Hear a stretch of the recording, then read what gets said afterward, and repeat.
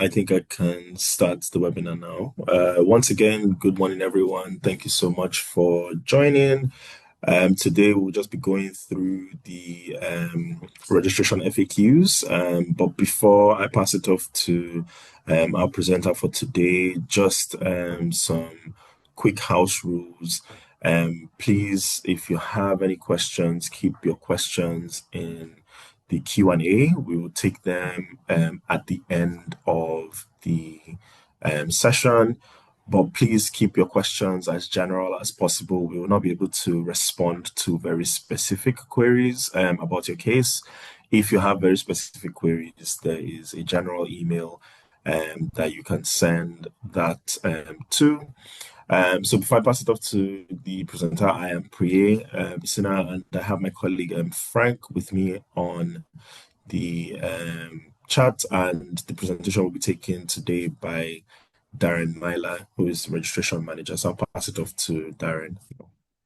Thanks for that. Morning, everybody. Yeah, my name is Darren Myler. I am the registration manager here in DCU. So I'm just going to bring you through some slides to give you some general idea of the process of how we move students from applicants onto being a registered student here and the services that we provide in registry to students. Okay, so a couple of the areas that we're just going to talk about. Number one is onboarding to registrations, a small bit about fees, and then some of the services that we have in registry. Okay, so it's not a very long presentation. So first up, we have onboarding. So to explain onboarding to you all, it's the process that allows you to set up your password with your username to log into DCU systems like your email and to register for your program. So most, if not all of you at this stage should have received that onboarding email to set up your username and password. If you don't have it just yet, there might be some reasons for that. One reason might be that you haven't fully accepted your place on the program and completed those last few kind of admission steps. If you have completed those, there's a link there to DCU's Digital Technology Solutions team, which is DTS. And you can raise a ticket there and ask why you haven't received your onboarding email. I know that the guys will share these slides at the end of the presentation. So the links that are within it and the email addresses, you'll be able to get them. So if you don't have that onboarding email to set up your username and password yet, and you have completed you fully accepted your place, well then you may need to talk to DTS about why that hasn't happened just yet. And like I said, that email will be sent just before you register, so you should have it by this stage. I think after talking to my colleagues there, that most of the people on call will be international postgraduate students, which will mean that you'll be registering from probably this afternoon. You'll get a registration email from this afternoon to your DCU email account, which is why you do your onboarding first. Onboarding will set you up with that DCU email account. And when we email students from registration, it is to that DCU email account. It's not to your personal account. Okay, so that's why onboarding is important and that you have it done. Okay, so on to registration then. So you've onboarded correctly. We'll certainly email you then, like I said, today, more than likely, at some stage this afternoon. There are a number of things called the AIP tasks. So they're just an action task that students have to complete. And they're quite like any other kind of setup of an account that you may do. You may need to confirm an address, enter in your next of kin details. Okay, then you'll move on to selecting the modules and confirming the program that you're on. Finally, paying fees as well as part of that process, and then confirming that all your registration steps are done. Okay. So within the registration website, we have FAQs that will help you step by step. There's videos there as well. There's a link to a number of videos that will help you step through the process. So a number of the processes are quite easy. Confirming your address, telephone number, bits and pieces. Where it does get tricky is within selecting your modules. We know that students can have a lot of issues around that area, namely because you have to select the modules within each semester 1 and semester 2, and so it's quite important to read the information that's on the screen that's there. It does trip students over. But if you look at the FAQs, look at the videos, and read what's on the screen, you should be able to step through it with little to no issues. Okay, so they're the steps that you do for registration, hopefully this afternoon. Just a small bit about fees, which is part of those registration steps that I just talked about.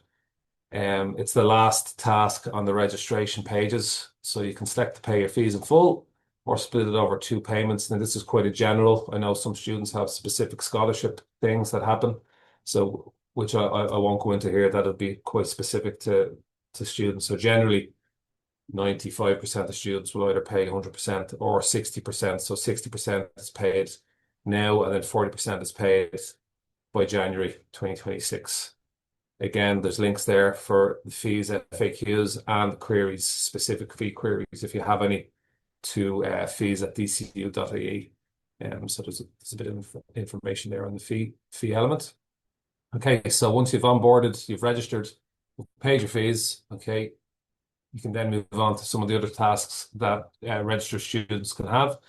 So the first one that students like to do is to get their ID card, their student ID card. So if you're on campus, ID card collection is in room A141, which is in Albert College here, but there'll be plenty of signs around the university to direct you to where that is.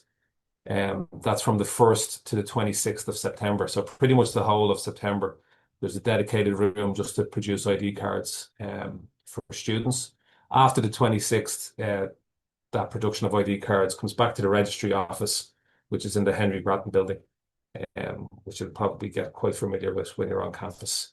If you're not here during kind of standard hours, but I think most students here will be, there is an ID card application form online, but that would possibly takes five to 10 days for that ID card to be sent out to you. So really the best way to get your ID card is when you're on campus, go to room A141 and get it done there.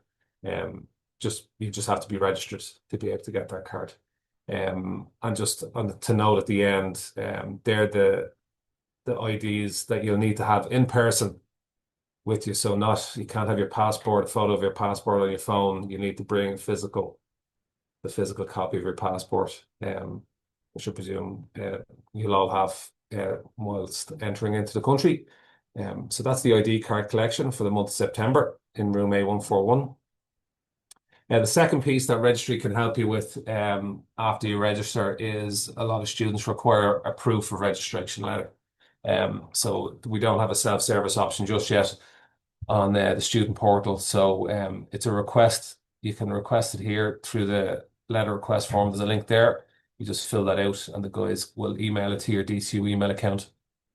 So that'll take a couple of days to do. It may take a little longer during September because obviously we get quite a number of requests, but there'll also be a stand in the Henry Bratton building on the street here where you may be able to come up and request it in person, and we should be able to do it for you there and then during the month of September. So that's the 1st to the 26th of September as well. And that's outside the placement office and the registry office there. There'll be stands which will be marked for letters and forms. So you can present there if you need a letter in a hurry. And again, you just need to be registered for us to be able to produce that letter. And I think, to be honest, that's all I have. So I'll just quickly run through it again. I know it's kind of whistle-stop tour. So we talked about onboarding, setting up your username and password. If there's an issue there, you can talk to the DTS team. Onto registration, you'll confirm your address, your next of kin, telephone number, etc. You'll confirm your program, you'll select your modules, and you'll pay your fees. Again, there's links there, FAQs and videos to help you along the way. Onto fees, we talked about 60%, 40%, or paying 100%. If you're paying 60/40, you pay 60% at registration and 40% is paid in January 2026. Again, there's links and an email address there for any specific queries you may have around your fees. And then ID card collection in room A141 during the month of September. And then letters and forms, you can come to us here in registry during September, or you can apply using the link there. And I know the guys will pass these slides around, so you'll have all those links at the end of the meeting. So I'll open it out to the floor for any questions.